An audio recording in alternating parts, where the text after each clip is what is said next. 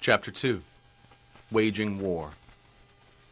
When you engage in actual fighting, if victory is long in coming, then men's weapons will grow dull and their spirits will be low. If you lay siege to a town, you will exhaust your strength. If the campaign is protracted, the resources of the state will not be equal to the strain. Now, when your weapons are dulled, your spirits low, your strength exhausted, and your treasure spent, other chieftains will spring up to take advantage of your extremity. Then no man, however wise, will be able to avert the consequences that must follow. Though we know the stupidity of haste in war, cleverness has never been seen associated with long delays. There is no instance of a country having benefited from prolonged warfare.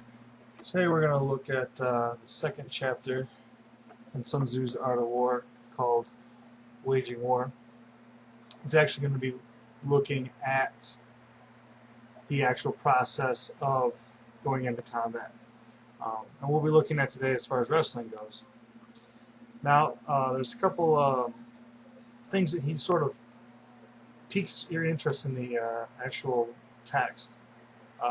One thing he makes mention is prolonged warfare is costly.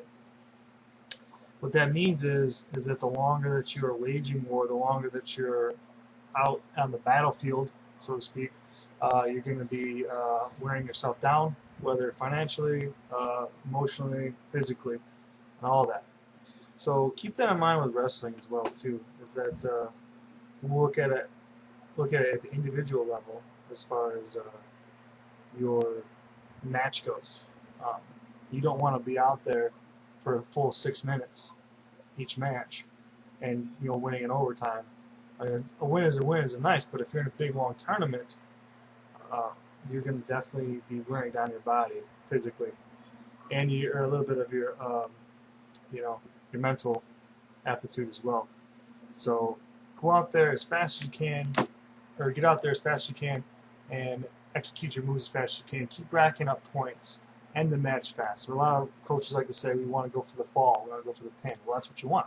You want to get the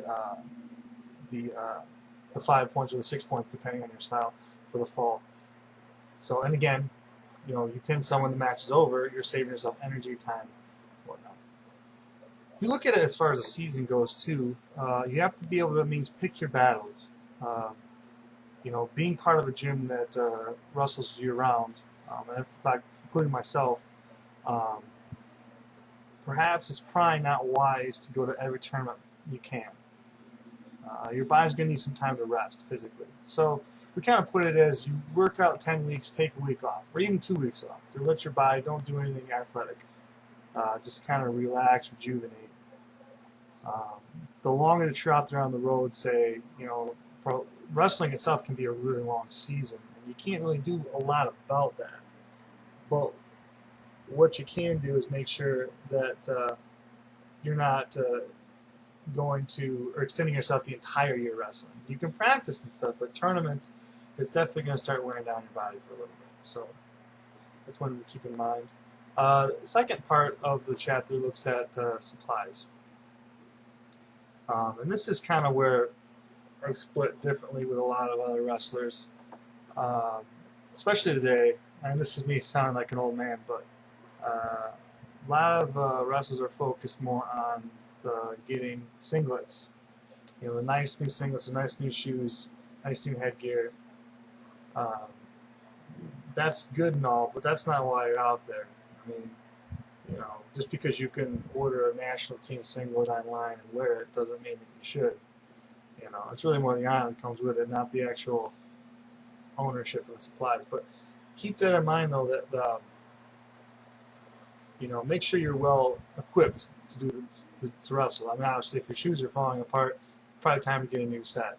You don't want that to be a factor. Don't let it be, your headgear's too loose, your singlet's got a hole in it, or whatever. Whatever the case may be. Don't let that be a factor, actually, while you're out there competing. It can easily happen, especially from someone who's wrestled their whole life, not with a whole lot of money. Sometimes it becomes a factor. So take care of your stuff. Wash your gear. Make sure that it's ready and good to go. As far as supplying yourself is on the individual level, as far as wrestling goes, make sure you go to tournaments, you've got enough food. You're going to need that fuel to go as well. That kind of plays in with the actual waging of the war. It's not just what you eat, it's how much you eat, what kinds of foods you're eating, nutritiously speaking. That's going to be covered later, but just know that you right now can figure out what's good for your body and what's not. It'd be better for you to go to a tournament with a little extra money to buy, Powerades and maybe pack some peanut butter and jelly sandwiches as opposed to getting, pizza and soda.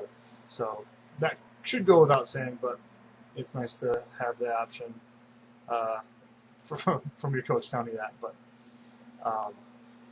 the last thing is kind of like we're kind of cut back a little bit into Sun Tzu talks about killing the enemy, and it's like what is the best way to motivate yourself while you're in the battle. And Sun Tzu says anger is probably the best tool into helping you defeat your enemy. Are you going to kill me? I would certainly like to. I know you would. I can feel your anger. It gives you focus, makes you stronger.